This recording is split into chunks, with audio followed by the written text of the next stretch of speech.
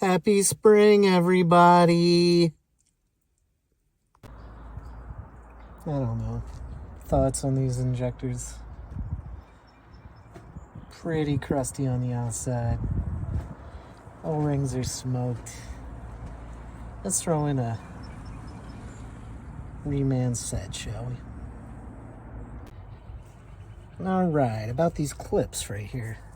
You can slide them off with your finger, but when you put them back on, make sure that they go on the little ledge and make sure that they snap in. It's not always easy to see that, so when you put it on, make sure you've got full engagement here on this ridge and then full engagement on the metal ridge as well.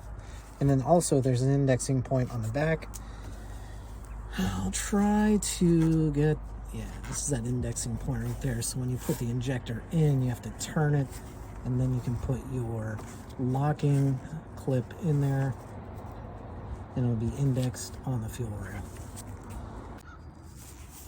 So this is really simple. I love the way that VW did this.